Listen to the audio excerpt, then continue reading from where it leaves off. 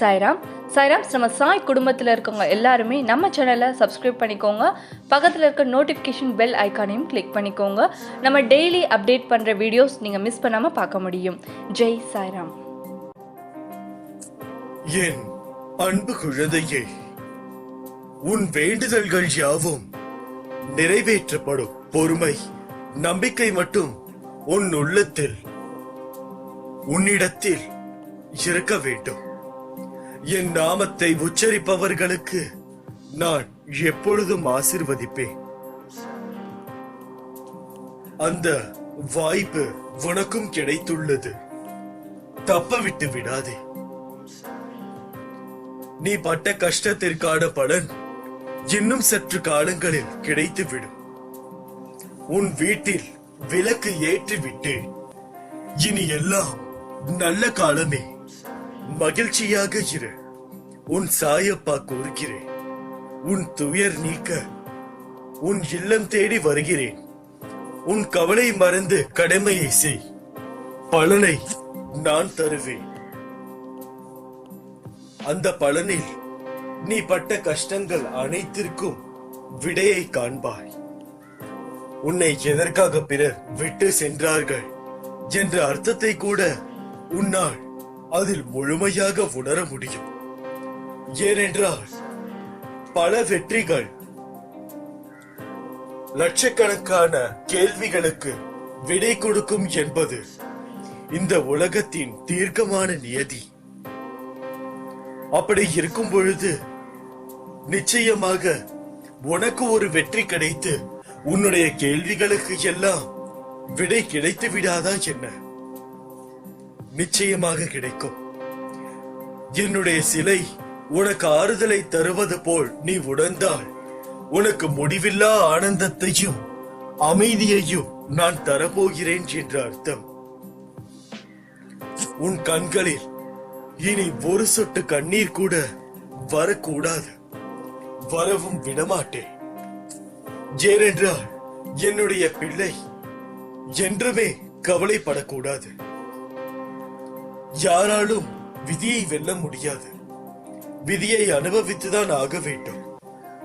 ஆனால் நாம் அந்த விதியின் தாக்கத்தை குறைத்து அனுபவிக்க முடியும்.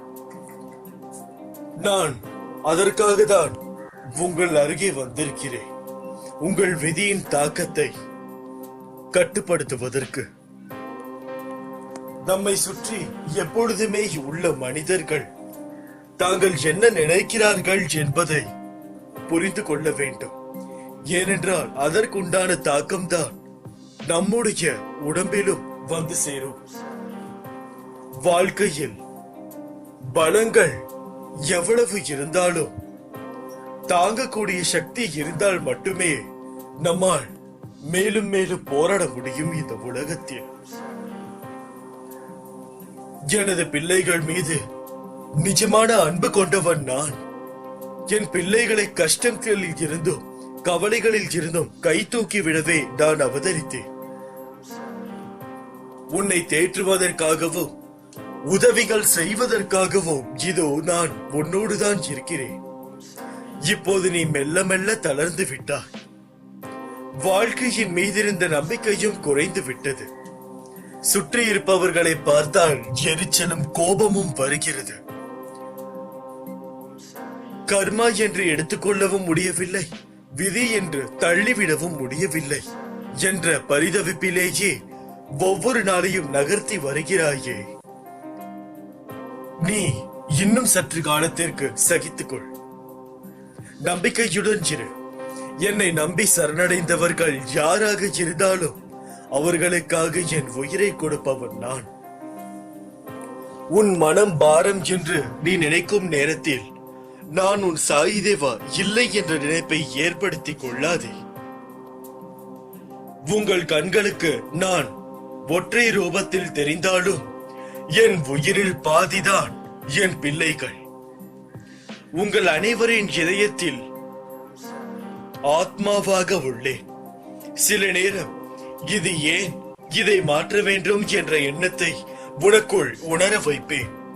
ஆனால் அது உன் ஆழ் மனதில் இருந்தும் வரும். அதில் இருந்து வரும் வரை அதை உனக்கு உணர்த்தி கொண்டே இருப்பேன். நீ உணர்ந்த பிறகு உன் வாழ்க்கையில் செயல்பட்டாய், அதாவது என்னுடைய செயல்பாட்டை நிறுத்துவேன். உனக்கு ஒன்று தர வேண்டும் என்று நான் விரும்பினால் அதற்காக நானே உன்னை தயார் செய்து நீ அறியாத வண்ணமாய் இருப்பாய். உன் அப்பா நான் உனக்கு செய்த விஷயங்கள் அற்புதமாய் உணருவாய். அதை உணரப் போகிறாய். புரியவில்லையா? அற்புதம் நிகழப் போகிறது உன் வாழ்க்கையில். இது சத்திய தேவனின் சத்திய வாக்கு. எதற்கெடுத்தாலும் புலம்பலும் அழுகையும் வேண்டாம். சற்றே நிறுத்தி விடுவோம். வாழ்வில் இனியும் எனக்கென்று என்ன சோதனைகளை வைத்திருக்கிறீர்கள் என்ற உன்னுடைய ஆதங்கங்கள் புரிகிறது. யாருக்கு எதன் மீது பற்று அதிகமாக இருக்கிறதோ அதன் மீது முழு கவனமும் இருக்க வேண்டும். லோபி ஏதோ ஓரிடத்தில் தான் மறைந்து வைத்திருக்கும் பொருளை பற்றியே இரவும் பகலும் மனதில் அசை போட்டுக் கொண்டிருப்பான். காதலன் காதலியை பற்றியும் காதலி காதலனை பற்றியும் சதா நினைத்துக் கொண்டே இருப்பார்கள்.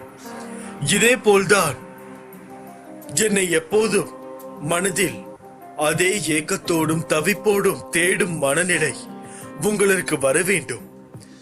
இமை பொழுதமும் மறந்தெறியேன் என்று சொல்லும் அளவுக்கு என்னை நினைவில் நிறுத்தும் வகையில் மாற்றிக்கொள்ள வேண்டும். உன் வாழ்க்கையில் தேடல் என்பது எதனை நோக்கி போகின்றது என்பதை முதலில் ஆராய்ந்து கொள். ஒவ்வொரு விஷயத்தையும் கவனித்து உன் இலக்கில் நீ எப்படி முயற்சிக்க வேண்டும் என்பதை அறிந்து அதில் முன்னேறு. உன் சோம்பேறித்தனத்தையும் பக்குவப்படாமல் இருக்கும் உனது அறிவையும் அலட்சிய போக்கில் இருக்கும் உனது மனநிலையையும் நீ சரி செய். வாய்ப்புகளும் சந்தர்ப்பங்களும் வர காத்துக் கொண்டு இருக்காதே. உன் தேடலையும் முயற்சியையும் நீ தொடங்கு. உனக்கான பாதை தொடங்க ஆரம்பித்து விட்டது. அதில் உனது பாதங்களை நீதான் பதித்து நடக்க முடியும். மற்றவர்கள் உன்னை பிடித்து நடக்க பயில வேண்டும் என்னும் எதிர்பார்த்தை அடியோடு மறந்துவிடு. அப்படி ஒரு எதிர்பார்ப்பு நமக்கு தேவையில்லை.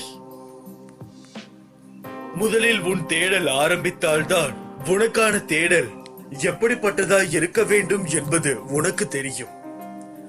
பிறகு உனக்கான தேடலும் சந்தர்ப்பங்களும் வாய்ப்புகளும் உன்னை தேடி வரும். அதனால் உன் தேடலை தொடங்கு. உனக்கான சந்தர்ப்பங்கள் வெற்றியாய் மாறும். உன்னுடன் உன் உயிரான சாயப்பாய் இருக்கிறேன், இருப்பேன். என் உயிரான குழந்தைக்கு எல்லாம் சுகமாக இருக்க வேண்டும் என்பதுதான் என்னுடைய மனமார ஆசை. இதை புரிந்து கொண்டு நீங்கள் செயல்படுங்கள். வாழ்க்கையில் ஒருபோதும் தேடலை விட்டு விடாதீர்கள். தேடல் என்பது வாழ்க்கையில் மிகவும் முக்கியமான ஒரு விஷயம். தேடல் இருந்தால்தான் பாடம் கற்றுக்கொள்ள முடியும்.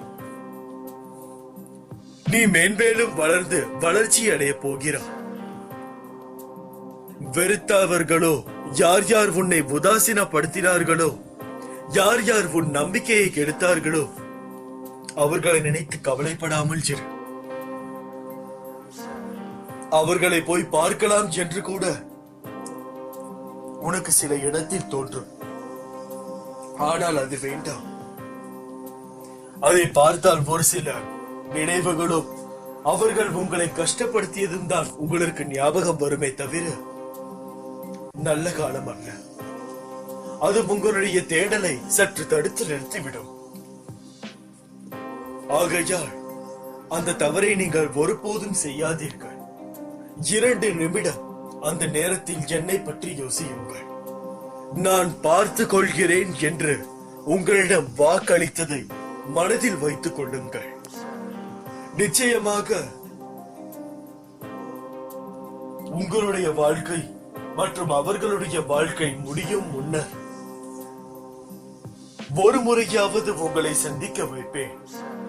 அப்போது யார் யார் எந்த நிலையில் இருப்பார்கள் என்று புரியும். அந்த ஏக்கங்களும் அவர்கள் அந்த நொடியில் தெரிந்து பார்ப்பார்கள். இப்போது உன் மனநிலை எவ்வாறு உள்ளது? அன்பிற்காகவும் பாசத்திற்காகவும் நீ ஏங்குவதை நான் அறிவேன். நீ தேடி செல்வதை விட உன்னை தேடி வருவர் மீதுதான் நீ அதிகம் அன்பு செலுத்த வேண்டும். இன்று உன்னிடம் அன்பாக இருப்பார்கள், நாளை வேஷம் என்று தெரிந்தால் அது உன்னால் தாங்க முடியாது. அதனால்தான் முன்கூட்டியே எச்சரிக்கிறேன், இது ஒரு மாயை உலகம். எல்லா விதமான மனிதர்களும் இருக்கத்தான் செய்வார்கள். உனக்கு எது தேவையோ அதை எடுத்துக்கொண்டு தேவையில்லாததை தூக்கி வீசி போய்கொண்டே இரு. அப்படி இருந்தால்தான் எதற்காக வருத்தப்பட்டாயோ அதுவே உன்னை தேடி வரும். அதுவரை நம்பிக்கையுடனும் பொறுமையுடனும் நீ காத்திரு. மனதில் காரணமற்ற வாரம் ஏறிக்கொள்கிறது.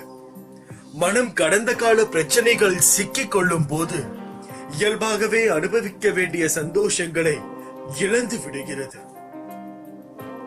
எனவே குடும்பத்தில் எது நடந்தாலும் கண்டும் காணாமல் இரு. முடியாத நிலையில் வீட்டை விட்டு வெளியில் வா. அருகில் உள்ள கடை வீதிக்கு சென்று வா. அதாவது இப்போது இருக்கும் சொல்லையில் வேண்டாம், பொதுவாக சொல்கிறேன். உன்னை புரியாமல் உன்னிடம் வீணாக சண்டை போடுபவர்களுக்கு அவர்களின் தவறை உணர வைப்பேன்.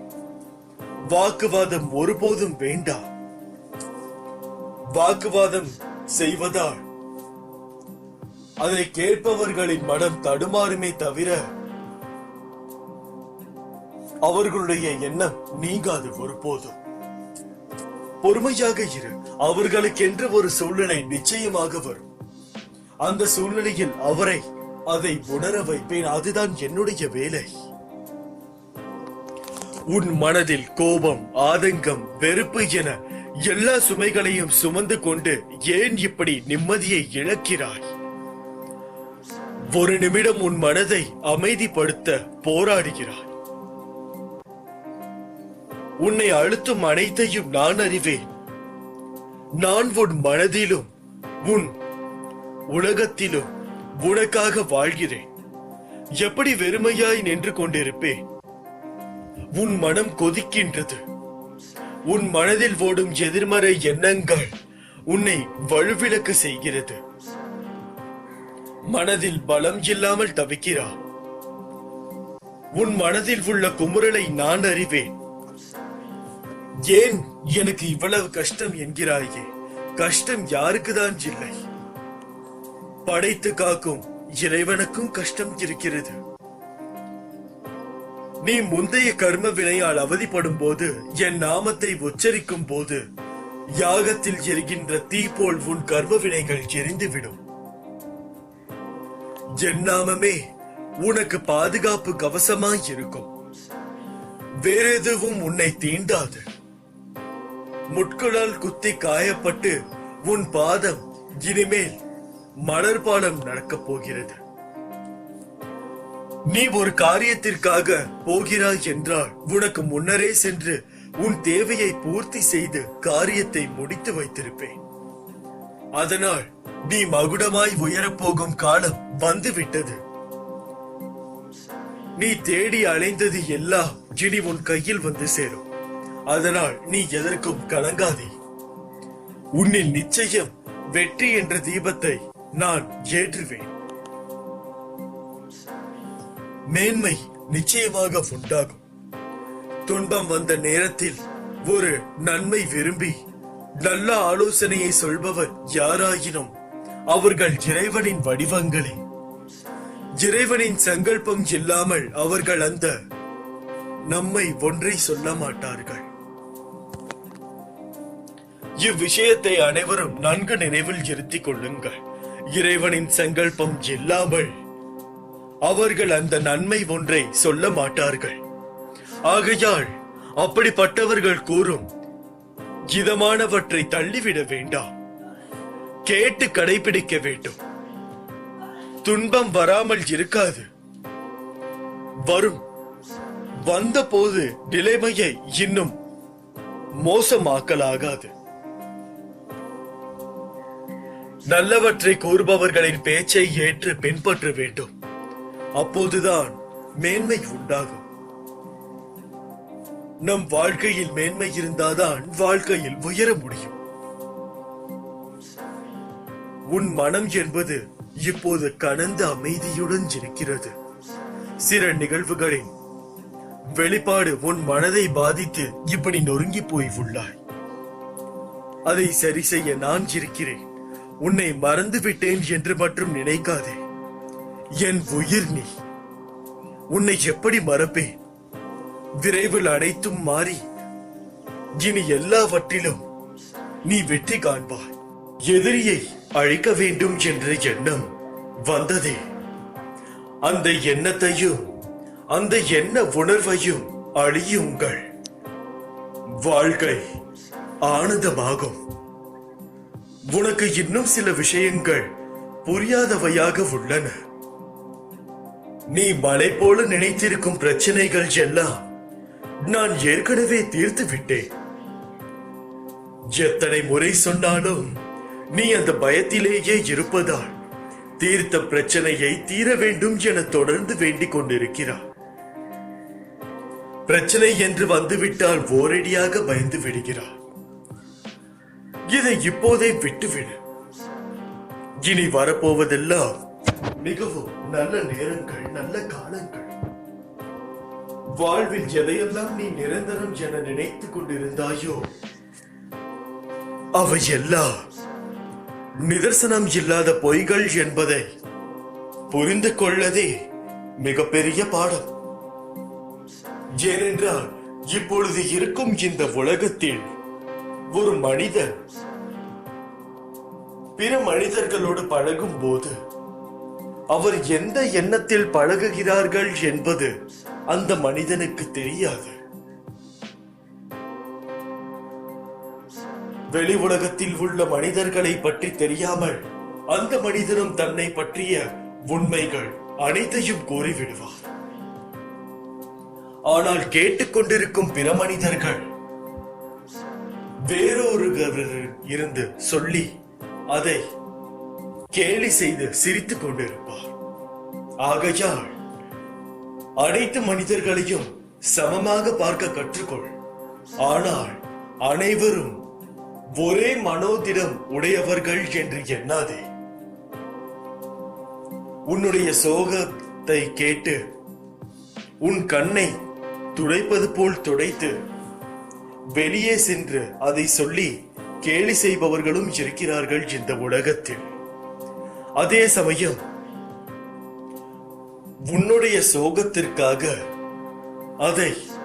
உன்னுடைய சோகத்தை போக்க வேண்டும் என்பதற்காக கடவுளிடம் பிரார்த்திப்பவர்களும் இருக்கிறார்கள். அனைவரையும் ஒன்று என்று கருதாதே. அனைவருக்கும் வேறு வேறு மனம். சிலருக்கு மற்றவர்களை எப்படி முட்டாள்களாக்க வேண்டும் என்ற குணம். ஒரு சிலருக்கு மற்றவர்களை எப்படி துன்புறுத்த வேண்டும் என்பது குணம். ஒரு சிலருக்கு மற்றவர்களுக்கு உள்ள துன்பங்களும் விலக வேண்டும் என்று பிரார்த்திக்கும் குணம். இந்த மூன்று குணத்தில் எது உன்னை சுற்றியுள்ள குணம் என்பதை புரிந்து நடந்து செயல்பட. ஆனால் யாருக்கும் அடிமையாகாதே. அடிமையாகினால் உன்னால் அவர்களிடம் இருந்து சற்று கூட விலகி இருக்க முடியாத ஒரு சமயம் வந்துவிட்டால் உன் வாழ்க்கையையே அது திருப்பி போட்டுவிடும். உன்னுடைய லட்சியம் எதுவோ அதை எதிர்நோக்கி செல். ஏனென்றால் அப்பொழுதுதான் நீ ஒரு செயலுக்கு நீ அதை நினைக்கதான் அதற்கு உயிரோட்டம் கொடுத்து கொண்டிருக்கிறாய் என்பது அர்த்தம். இப்பொழுது நீ ஒருவர் போல் ஆக வேண்டும் என்றால் அந்த துறையை மனதில் எடுத்துக்கொள். அந்த துறையை மனதில் எடுத்துக்கொண்டு அதற்காக ஒவ்வொரு நாளும் ஓடி ஓடி உழைத்துக் கொண்டே இரு. உழைப்பவனுக்கு ஊதியம் நிச்சயம். அப்படி இருக்கையில் உங்களுக்கு நிச்சயமாக அந்த ஊதியம் கிடைக்கும். கிடைக்க தாமதமாகலாம், ஆனால் தப்பாது என்பது என்னுடைய வாக்கு. அதுபடிதான் நான் இன்றும் கூறுகிறேன். உங்கள் உழைப்பிற்கு ஏற்ற ஊதியம் இன்று இல்லை என்றால் நாளை உங்களுக்கு இருக்கும். ஆனால் ஊதியம் என்று உங்களுக்கு நிச்சயம் கிடைக்கும். அது எந்த துறையாக இருந்தாலும் சரி. இது செய்தால்தான் நம்மை மதிப்பார்கள், இதை செய்தால் நம்மை மதிக்க மாட்டார்கள் என்று நீ எப்பொழுதும் எண்ண வேண்டாம். ஏனென்றால் அவரவருக்கு ஏற்ப வேலையை அவரவர்கள் செய்தால் மட்டும்தான் இந்த உலகத்தில் உள்ள அனைத்து மனிதர்களும் வெற்றி காண முடியும். இவை அனைத்தும் நீ மனதில் வைத்துக் கொண்டு செயல்பட வேண்டும். உன்னுடைய அனைத்து செயலிற்கு பிறகும் பின்னாடியும் முன்னாடியும் நான் இருக்கிறேன் என்பதை நீ தீர்க்கமாக நம்ப வேண்டும்.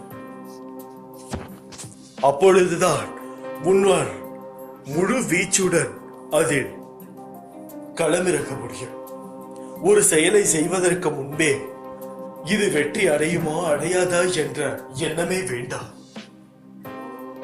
முயற்சி செய்து பார்ப்போம் என்று எண்ணி பாருங்கள். உங்களால் நிச்சயம் ஒவ்வொரு காரியமும் வெற்றி காண முடியும் என்பதில் எந்தவித சந்தேகமும் இல்லை. தோல்வி என்று வந்தால் அது ஒரு பாடம், வெற்றி என்று வந்தால் அது ஒரு இடம்.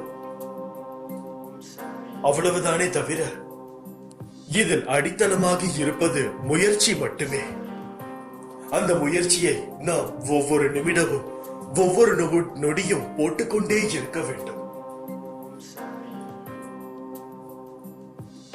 பொறுக்க முடியாத அவதியும் அதையொட்டி உன் மனதில் எழுகின்ற கோணல் சிந்தனைகளையும் உயிரை மாய்த்து கொள்ள நினைக்கும் எண்ணமும் என்னை மன வருத்தமடைய செய்கின்றன. உனது துக்க குப்பைகளை மூட்டை கட்டி தூர போட்டுவிடு. எனது பாதங்களை நீ எப்பொழுதும் பிடித்துக்கொள். நான் அனைவருக்கும் கருணைமயான அன்னை என்பதையும், ஒரே ஒரு முறை கூவி அழைத்தாலும் ஓடி வந்து அனைத்து உச்சி முகரும் தாய் என்பதையும் மறந்து விடாதே. உனக்கு என்ன தேவை என்பதை நான் முற்றிலும் நினைவில் வைத்திருக்கிறேன். உன்னை துன்பச் சேற்றில் மூழ்கிவிட ஒரு காலம் சம்மதிக்க மாட்டேன்.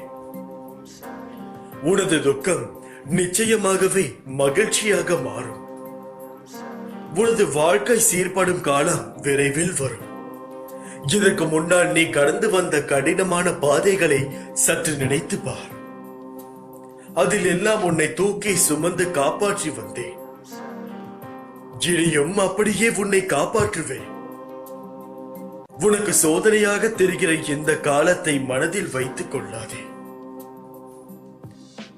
எனது அற்புதங்கள் இனி உன் வாழ்வில் நிகழ்வதற்காக ஏற்பட்டுள்ள ஒரு வழிதான் இந்த சோதனைகள். வாழ்க்கையின் சலிப்பும் வெறுப்பும் கொள்ளாதே. மனம் புண்ணாகி போனதே என வருந்தாதே. இதோ என் மேன்மையான கரங்களால் நான் உனக்காக இருக்கிறேன். மிக விரைவில் உன்னை பொன்னாக்கும் நாள் வந்து கொண்டிருக்கிறது. ஒவ்வொரு நாளும் ஒவ்வொரு நொடியும் உனக்காக நான் இருக்கிறேன் என்பதை மனதில் வைத்துக்கொள்.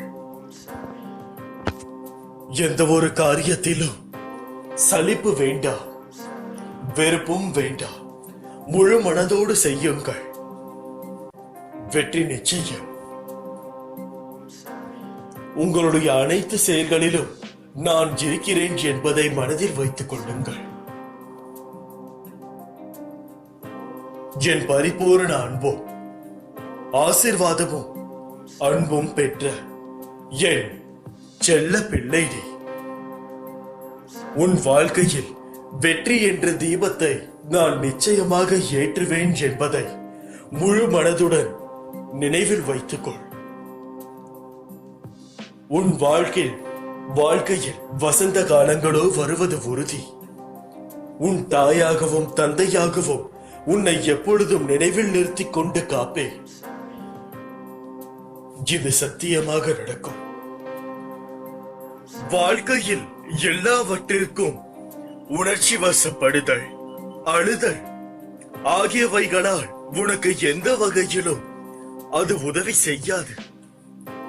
எல்லாம் நன்மைக்கே என்று எடுத்துக்கொள். சாய்பாபா என்பவர் யார்? அவர் எப்பேற்பட்ட அவதாரம்? அவரிடம் எவ்வாறு பக்தி செலுத்த வேண்டும் என்பதை பற்றி ராதாகிருஷ்ண சுவாமிஜி என்பவருக்கு அவரது ஆன்மீக குருவான பூஜ்ய ஸ்ரீ நரசிம்ம சுவாமிஜி அருளி போதித்த உரை. அமைதியாய் அமர் என்னும் சாய்பாபாவின் அறிவுரையை என்றும் மறக்காதே. பொறுமை, பொறுமை, காத்திரு. இந்த பொறுமை இறுதியில் கனி தரும். முதலில் சாய்பாபாவின் பாதார விந்தங்களில் கவனம் வை. பின் அப்படியே மேல் நோக்கி கவனத்தை கொண்டு போ. சாய்பாபா பொன்னுடலின் ஒவ்வொரு பாகமாக கவனத்தை குவித்தபடி தியானித்து இறுதியில் அத்திருவுறும் முழுக்கவும் நினை. இப்படியே அவதார திருவுருவின் கீழிருந்து மேலிருந்து கவனித்துக் கொண்டே இருக்க வேண்டும். ஆனால் முழு விடுதலை தேவை என்ற ஒரே நோக்கத்தோடு மனம் முழுவதையும் பாபாவின் பாதார விந்தங்களில் மட்டுமே குவித்து வைத்து பிரார்த்தி. அந்த இறைமகானரின் முழு கருணையும் உனக்கு கிடைக்கும். முழு ஆனந்தம், சச்சிதானந்தம் உன்னை மேவும். பிரம்மாவுக்கும் விஷ்ணுவுக்கும் சிவனுக்கும் சாய்பாபாவுக்கும் வித்தியாசம் கிடையாது. சாய்பாபா என்னும் பரிசுத்தமான மாசுமறுவற்ற எங்கும் நிறைந்த ஒரு பரபிரம்மத்தில் மும்மூர்த்திகளையும் ஒருங்கே நீ காணலாம். கட்டுப்படுத்தி பூட்டி மறைத்து வைக்காமல் அவருக்குள் இருக்கும் ஆனந்தமயமான இறைமையை அங்கேதானபடி எங்கெங்கிலும் காட்டி ஆடிக்கொண்டிருக்கிறார் சாய்பாபா. இது உன் நினைவில் இருக்கட்டும். நிஜ சாதுக்களும் சந்நியாசிகளும் அப்படி எங்கும் நிறைந்துள்ள அந்த ஆனந்த தாண்டவத்தை கண்குளிர காணுவதிலேயே ஆனந்தமடைந்து கொண்டிருக்கின்றனர். நீயும் அதை முழுமையாக உணரலாம். அவரது பாதங்களுக்கு வந்து முழுமையாக அடைக்கலம் அடைந்து விடுவோருக்கு அவரது கருணை மழையை கடுங்காவது பொழிந்து தள்ளுவார். சாய்பாபா தான் உன் தாய். அவளுக்கு உன் பசி தெரியும், ஊட்டுவார். ஆன்மீக பசியெடுத்து கதரும் உன் கூக்குரலை, பசியில் அழும் குழந்தையின் ஏக்கங்களை புரிந்து கொண்டு உடனே தீர்க்கும் தாயாய் வந்து அவர் தீர்த்து விடுவார். ஆனால் ஒன்றினை மட்டும் மனதில் எழுத்திக்கொள். மிக உயர்ந்த ஆன்மீக பலாபலன்களை எட்ட வேண்டும் என்றால் எல்லா வகையிலும் பரிசுத்தத்தை கடைபிடித்து ஒழுகாது முடியாது. ஆகையால் இதுதான் சாய்பாபா. வாழ்க்கையில் எல்லாவற்றிற்கும் அவரை வைத்து முடிவு செய்ய வேண்டும் என்று மனதில் ஊக்கமாக தெரிவித்துக் கொள். நீ எங்கு இருந்த போதும் உன்னுள் இருக்கும் கவலைகளை வெளிக்காட்டிக் கொள்ளாமல் உதடுகளில் புன்னகையுடன் இருக்கிறாய். அது தரும் நம்பிக்கையை வேறு எதுவும் தராது என்று இருக்கிறாய். சுற்றி உள்ளவர்களையும் மகிழ்ச்சியுடன் இருக்க செய்கிறாய்.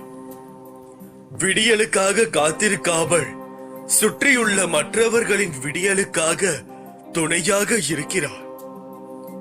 உன்னை அவமதிப்பவரை கண்டு ஒருபோதும் விரக்தியடையாமல் இருக்கும் நீ அவர்களே வியக்கும் வண்ணம் வளர்ந்து அவர்கள் முன் வந்து நிற்பாய்.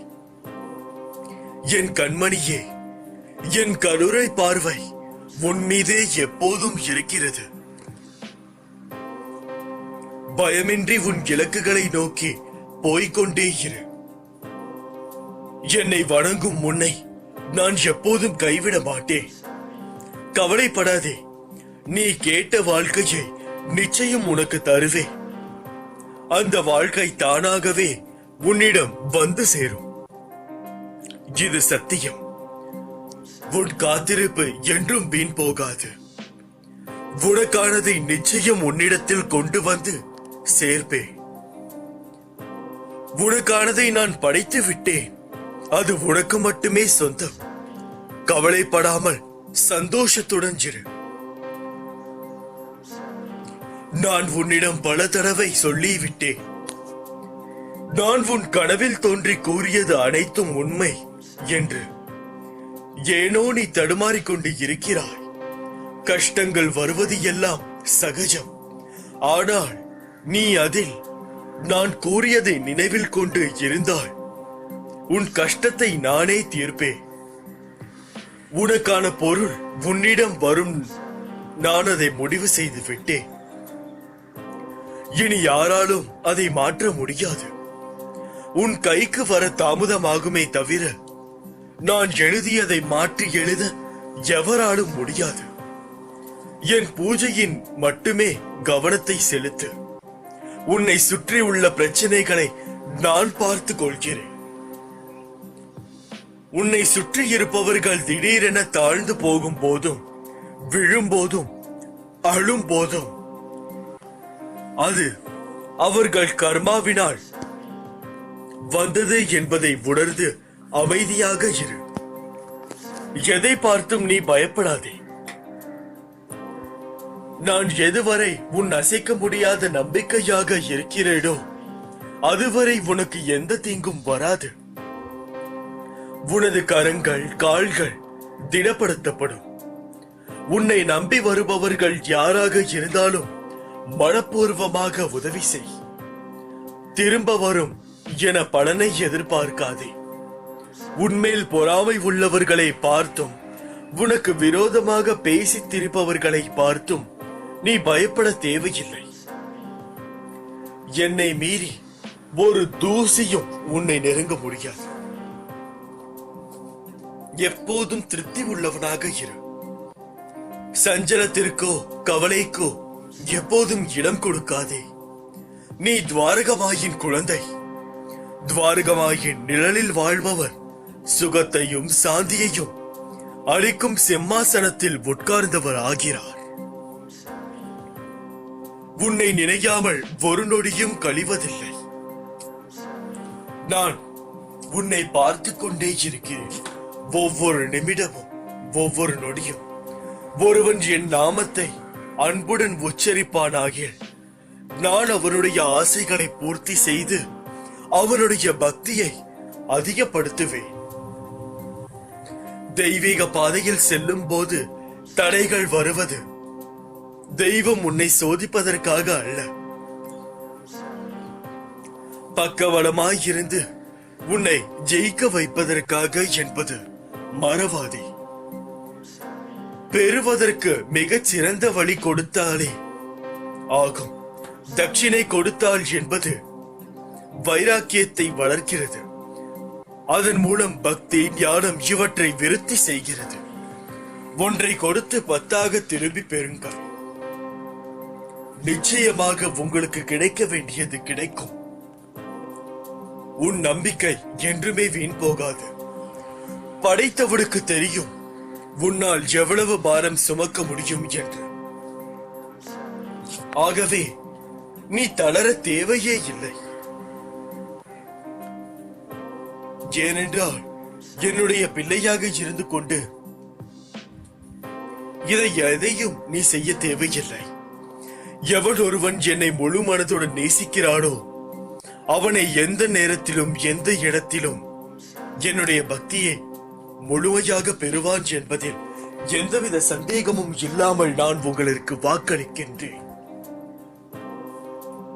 என்னுடைய பக்தர்கள், என்னுடைய குழந்தைகள் அனைவரும் விரைவில் உன் பிரச்சனைகளை தீர்த்து உன் வாழ்வில் நிம்மதியையும் மன அமைதியையும் அளிப்பேன்.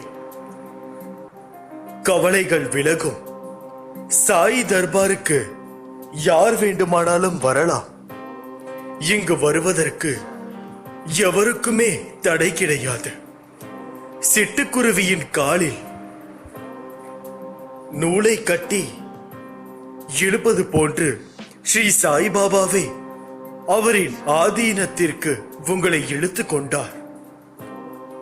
உடலாலும் வாக்காலும் மனதாலும் 5 பிராணன்களையும் புத்தியையும் உறுதியுடனும் பணிவுடனும் பாபாவின் ஆதீனத்தினால் மொத்தமாக விட்டு விடுங்கள். இவ்வாறு பாபாவிடம் சரணடைந்த பிறகு எதை பற்றியும் கவலை கொள்ள தேவையில்லை. உங்களுடைய கவலைகளும் விலகும். உன் வாழ்க்கை மிகவும் கடினமாக போய்கொண்டிருக்கிறது, எனக்கு தெரியும். பொறுமை நம்பிக்கையோடு இரு. நீ என்னை வணங்குகிறாய். உனக்காக உன் பாதையை தான் நான் பொறுமையாக அமைத்துக் கொண்டிருக்கிறேன். நல்லதே செய், நல்லதே நினை, நல்லதே நடக்கும். யாருக்கும் கெட்டது நினைக்காதே. உன்னை வாழ்க்கையில் ஏற்றிவிட நாள் வந்து விட்டது. கவலைப்படாதே குழந்தையே. இதுவரை நீ பட்ட கஷ்டங்களுக்கும் வேதனைகளுக்கும் ஒரு முடிவு வந்து விட்டது. இனி உன் வாழ்வில் கஷ்டம் என்பதே இருக்காது. இது என்னுடைய சத்திய வாக்கு. என் வாக்கு என்றுமே பொய்யாகாது. படிப்பு ஒருவன் அறிவாளியாக மாற்றும் என்றால் எப்போதும் அன்பு ஒன்றுதான் ஒருவேளை மனிதனாகவும் மாற்றும். கவலைகள் நிச்சயமாக உனக்கு விலகப் போகிறது. இன்னும் கொஞ்ச நாட்களில் நான் இருக்க பயமே. பயப்படாமல் உனது வேலையை துவங்கு. என்றும் உன்னுடன் துணையாய் நான் இருப்பேன். வெற்றி பெறுவாய்.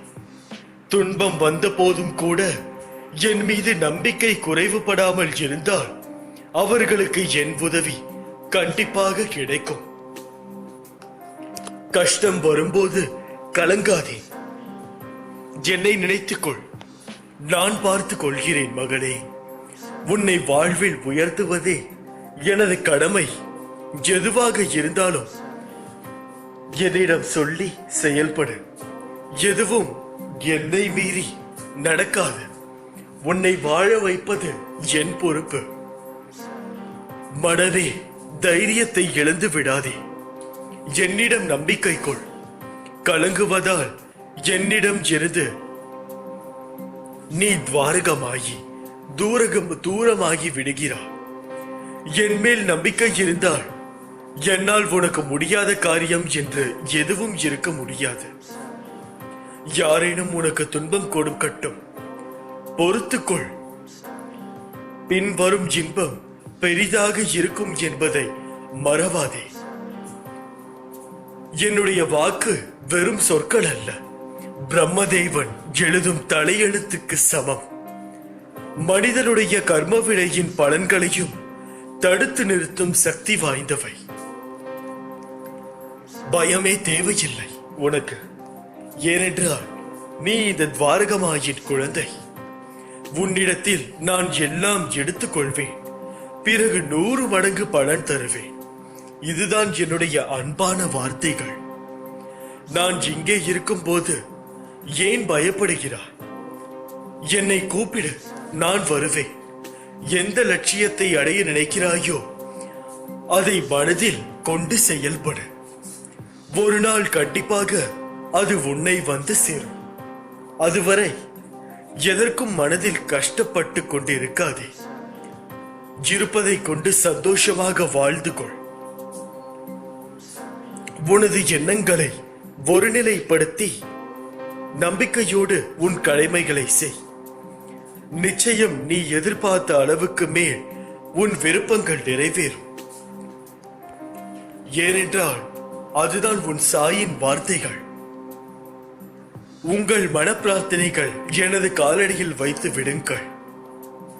நான் தான் உங்களுடைய பாகன், வழிகாட்டன். ஆகையால் உங்கள் வாழ்வில் ஒளியேற்ற போவன் நான் மட்டுமே. நீ எதையெல்லாம் இழந்தாயோ அதைவிட அதிகமாக உன்னை வந்து சேரும். நீ வாழ்வில் முன்னோக்கி மகிழ்ச்சியாய் செல்லும் காலம் வந்து விட்டது. நம்பிக்கையோடு நான் கூறும் வார்த்தைகளை பின்பற்று. இது உன் தாயும் தந்தையுமான சாய் வாக்கு. நான் தான் நீ, நீதான் நான். இனி வரும் காலம் உனது கை ஓங்கி நிற்கப் போகிறது. உன்னை தேடி சிலர் அவர்களை அறிமுகப்படுத்திக் கொள்ள முன் வருவார்கள். நோய்களில் இருந்தும் கடன் சுமைகளில் இருந்தும் விரைவில் நிவாரணம் கிடைக்கும். யாரிடமும் கருத்து வேறுபாடு கொள்ள வேண்டாம். எவன் ஒருவன் இறைவன் தன்னை காண்கிறான் என்பதை உணர்கிறானோ அவன் வழி தவறியதில்லை. அதே போல்தான் உங்களையும் கூறுகின்றேன், வழி தவறாதீர்கள். தீவிரமான கணபதி பக்தை ஒருத்தி இருந்தாள். அவள் தீராத தலைவலியால் அவதிப்பட்டு வந்தாள்.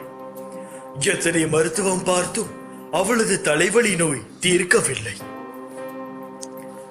அவள் பாபாவை பற்றி கேள்விப்பட்டு ஒரு நாள் பாபாவிடம் ஓடோடி வந்து, பாபா, மருத்துவம் என் தலை குடைச்சலோடு தோன்றிவிட்டது. தாங்கள்தான் மாமருந்து, தாங்களே கருணை புரிய வேண்டும் என்று வேண்டினார். பாபா கருணையுடன் அவளுக்கு தன் கரங்களால் உதியை அள்ளி கொடுத்தார். உதியை வாங்கி தலையில் அணிந்து கொண்ட மறுநிமிடமே அவள் தலைவலி பறந்து விட்டது. பாபாவிடம் கண்ணீர் மல்க கைகோப்பி அவள் நன்றி சொன்ன போது, பாபாவோ, அம்மா, நீ கொடுத்த எத்தனை நெய்வேத்தியங்களை தினமும் தொந்தி புடைக்க உண்டிருக்கிறேன், உனக்காக இது கூட செய்ய மாட்டேனா என்றார் அன்புடன். பாபா, நான் தங்களை முதல் முறையாக இப்போதுதான் பார்க்கிறேன். அப்படி இருக்க தொந்தி புடைக்க எப்படி தினமும் நைவேத்தியம் தந்திருக்க முடியும் என்று கேட்டாள். அதற்கு பாபா, அம்மா, உள்ளன்புடன் நீ பூஜித்து கணபதியாக, சிவனாக, சத்தியநாராயணாக இருந்தாலும் அது என்னையே வழிபட்டதாகும் என்று கூறினார். மெய் சிலிர்த்து போன அவள் அன்று முதல் பாபாவின் பிள்ளையாக மாறிவிட்டாள். ஆகையால் அவரை நம்பி முழு மனதுடன் நீங்கள் கேட்டால் நிச்சயம் தருவார். பில்லி, சூனியம், ஏவல், பேய், பிசாசு இவை எதுவும் என் பக்தனை தொடவிட மாட்டேன். உன் வீட்டை நான் பாதுகாத்து நிற்கின்றேன். நீ எதற்கும் அஞ்ச வேண்டாம், அஞ்சவும் தேவையில்லை. எந்த ஒரு சூழ்நிலையிலும் கவலை கொள்ளாதே, பயப்படாதே. அப்படிப்பட்ட நிலையில் நீ என்னை மனதார நினைத்துக்கொள். அனைத்துமே மறுகணமே ஓடோடிவிடும். ஒருவன் என் நாமத்தை அன்புடன் உச்சரிப்பானாகில் நான் அவருடைய ஆசைகளை பூர்த்தி செய்து அவனுடைய பக்தியை அதிகப்படுத்துவேன். நல்லது நடக்கும், காத்து கொண்டிரு. நிச்சயமாக நல்லது நடக்கும். பயம் என்பது உன்னை விரட்டும் ஒரு சக்தி. அந்த சக்தியை கண்டு அஞ்சி விடாதே.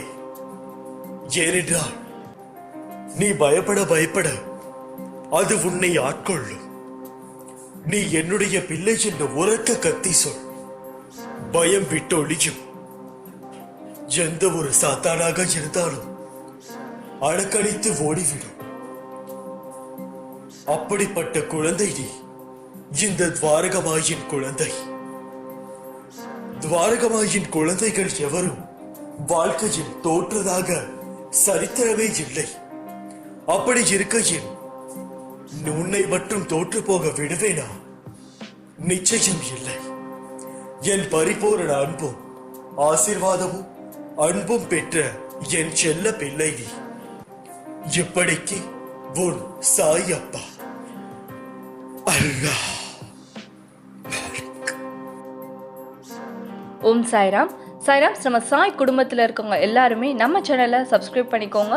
பக்கத்தில் இருக்க நோட்டிஃபிகேஷன் பெல் ஐக்கானையும் கிளிக் பண்ணிக்கோங்க. நம்ம டெய்லி அப்டேட் பண்ணுற வீடியோஸ் நீங்கள் மிஸ் பண்ணாமல் பார்க்க முடியும். ஜெய் சாய்ராம்.